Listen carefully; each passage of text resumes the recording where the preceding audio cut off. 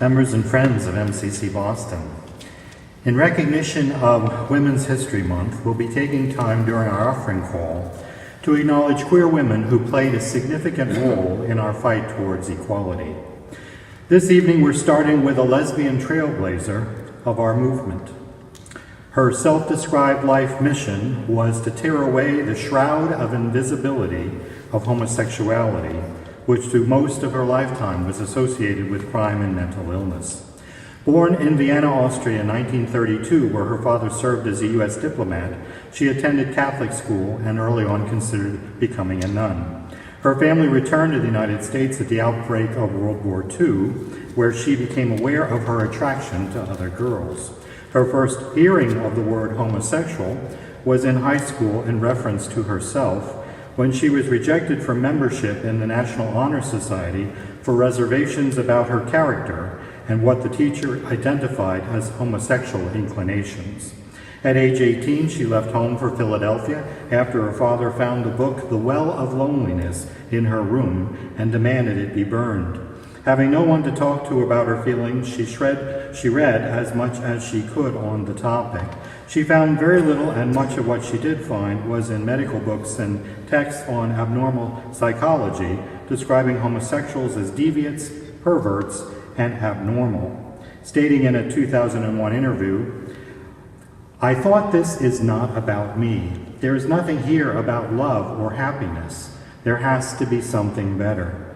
She began her advocacy in 1956 by traveling to California to visit the office of One Inc., an early homophile organization that dedicated itself to providing support to homosexuals in the U.S.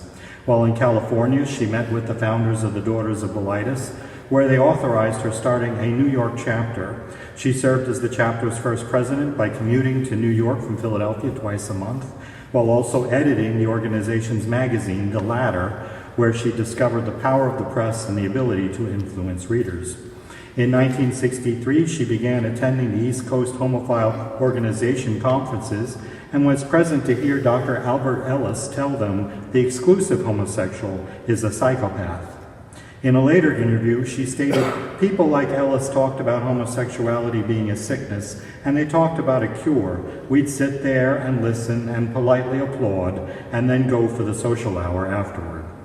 It was at the same conference where she first heard and met Frank Kameny, a gay activist who countered Ellis's position, stating it was useless to try to find cures and causes for homosexuality, since there is no valid evidence that it is an illness.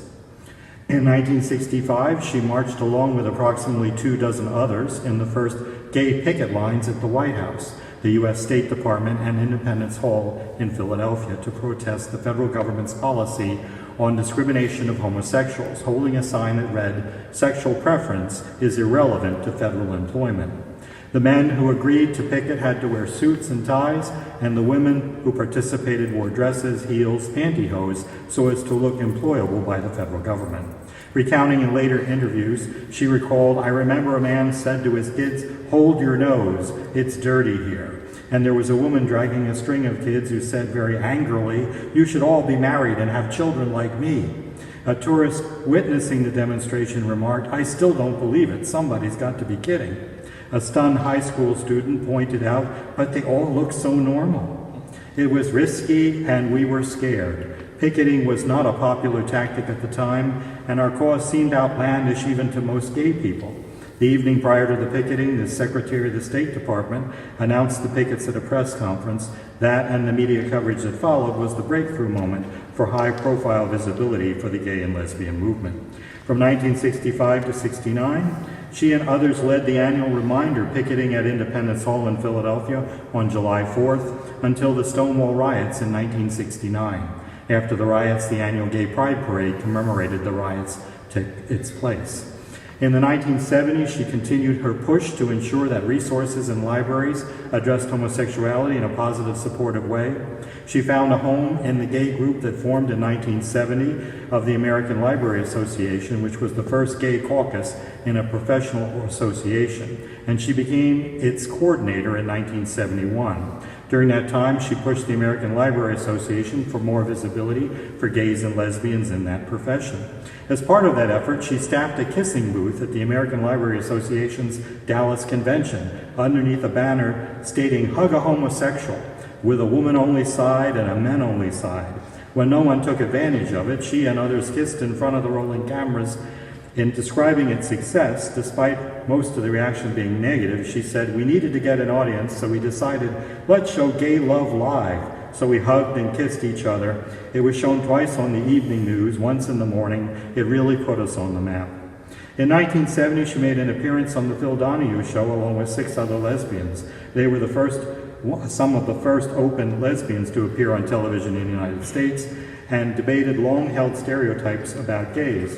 A week after her appearance, a middle-aged couple approached her in the supermarket and said, "You made me realize that you gay people love each other just the way we do." In 1972, she and Frank Camini organized a discussion with the American Psychiatric Association entitled "Psychiatry, Friend or Foe to Homosexuals, a Dialogue."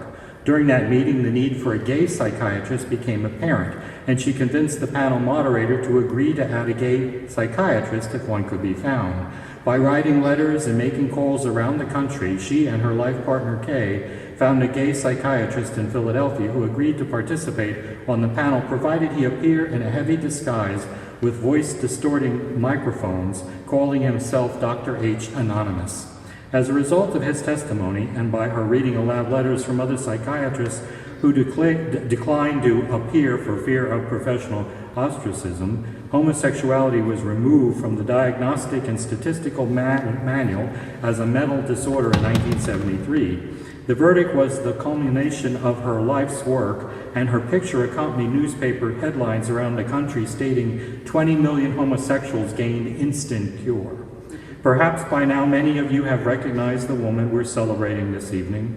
Her name is Barbara Giddings, one of the original founders of the National Gay and Lesbian Task Force, the recipient of the first Johnny Flyer Award from the American Psychiatric Association for people who made a significant impact on the mental health of queer folk, and probably more endearingly, the woman often described as the Rosa Parks of the gay and lesbian movement.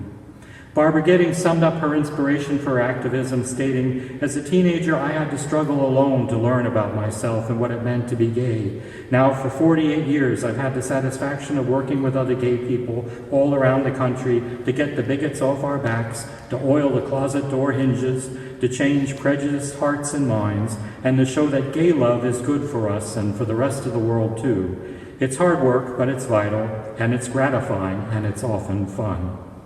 Friends and members of MCC Boston, we have much to be thankful for Barbara Giddings, for her unwavering dedication to our cause, her cockeyed optimism, kindness, and gentle sense of humor that enabled her success, and for her witness.